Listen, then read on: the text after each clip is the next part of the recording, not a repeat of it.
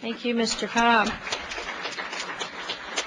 I tell you what, I have an idea for the audience. I have a bunch of cards here that have questions on them, but how would you like it if I opened up questions to the audience now? I think it'd be a good idea to get you guys involved in this discussion. And if you don't raise any of the questions that I have on these cards, I'll bring them up at the end. What do you think? Sound good? Yes. What are your positions on the most relevant issue in this area right now that's got the most attention with the sanctions on Cuba? I know your answer, obviously, but Who are you asking, or who would you like to start? Both. What's the position on the travel restrictions and then on the sanctions on Cuba? Mr. Cobb? Well, we're opposed to it. I'm very proud. I would urge those of you in the audience, and especially those of you watching and listening, go to our platform at www.gp.org. It may be the most comprehensive document to establish a genuine progressive agenda. And on foreign policy, we absolutely oppose travel sanctions to Cuba. We believe that they should be opened up, and the economic sanctions as well. So, I mean, I could embellish it, but there it is. Thank you. Mr. Bednarik. Libertarians believe in free markets with all countries. We want to allow people and companies to do trade and to travel back and forth, and we would naturally be opposed to those type of restrictions. Thank you. Mr. Bednarik. In the back? Mr. Bednarik, you want to start the death penalty?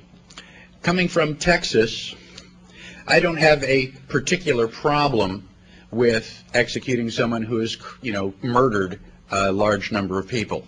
On the other hand, I understand that a lot of people do have a problem with that, and as long as we keep these people in life in prison without parole, I'm very happy with that. In addition, our judicial system has gotten so corrupt and has gotten so many systemic problems that we have discovered many people who are sitting on death row who have been determined to be innocent later using DNA evidence. So until we can clean up our court systems, I think it would behoove us to eliminate the death penalty, at least temporarily, and keep people in jail so that we can get things straightened up. However, if someone is crawling in your window at 2 o'clock in the morning with a bloody machete intent on doing you and your children harm, I think that administering the death penalty right then and there is certainly appropriate. Thank you, Mr. Bednarik.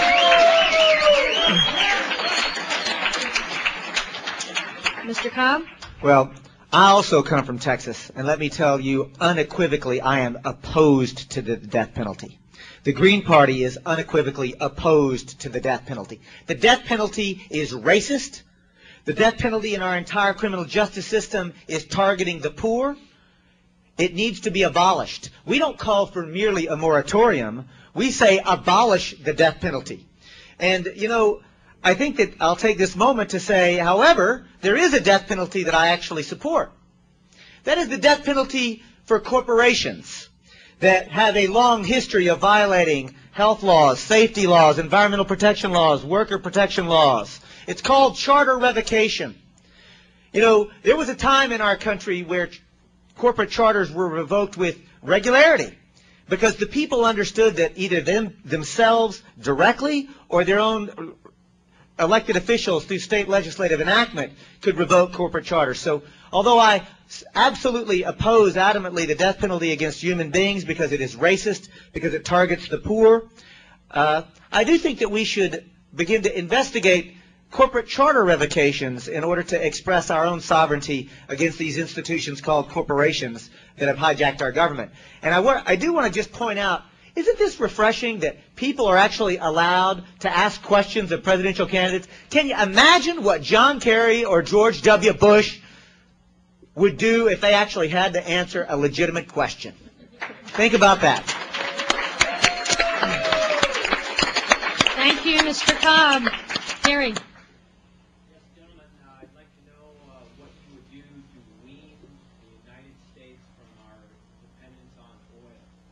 The question is, what would the candidate do to wean this country's dependence on oil? Does Mr. Cobb want to start this one? I'll certainly begin. I really appreciate how the question was framed, because the reality is we are addicted in this country to, quote, cheap oil. Of course, I have to put the cheap in quotation marks because oil is actually not cheap. It's extraordinarily expensive to burn as a fuel, and it's constantly being subsidized. And of course, that oil addiction is driving not only war in the Middle East and body bags coming home, it's also driving global warming and ecological destruction. It's really an insane energy policy. So what to do about it? The reality is that there are alternatives that exist right now. Solar power, wind power, geothermal power, a genuine investment in mass transit, a train system, an intrastate train system across this country. If the political will was there, there's still time for us to literally transition away from this addiction. And it's important to understand, folks, this addiction is really going to cause us problems when it runs out. Oil is a finite resource. It will run out. And I would urge you to read a friend of mine's book, The Party's Over, by Richard Heinberg, that describes Hubbard's peak and peak oil, which is coming. So what to do? We need a crash course, a Marshall Plan, if you will, because the technology is there. The only problem is that we have not actually created the infrastructure necessary to support solar power, wind power, geothermal power, nor have we done the things necessary to begin moving ultimately to a hydrogen-based economy. And a Green Party presidential administration would definitely provide that leadership. Thank you, Mr. Cobb. Mr. Bednarik.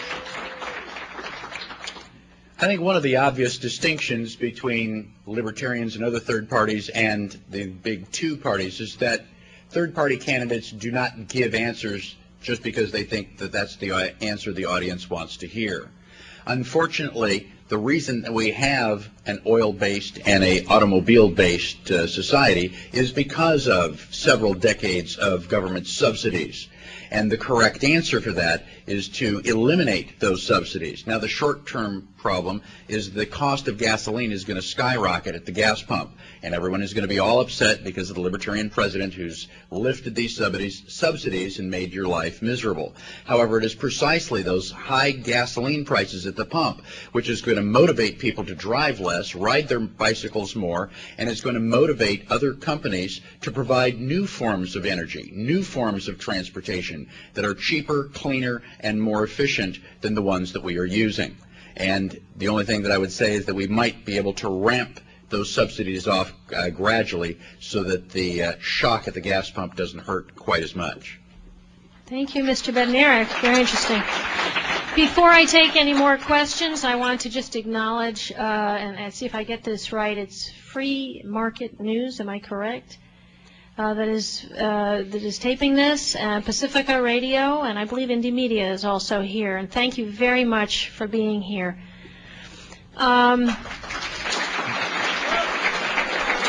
I wonder if any of you has any questions, especially for Mr. Bednarik, because the Libertarian Party is the party of the Constitution. Does anyone have any questions that are related to the U.S. Constitution? Yes. Free Market News Network, David Morgan, thank you. Do you favor the Article 10, Section 8 of the Constitution, where Congress has the power to appoint money going back to the gold standard?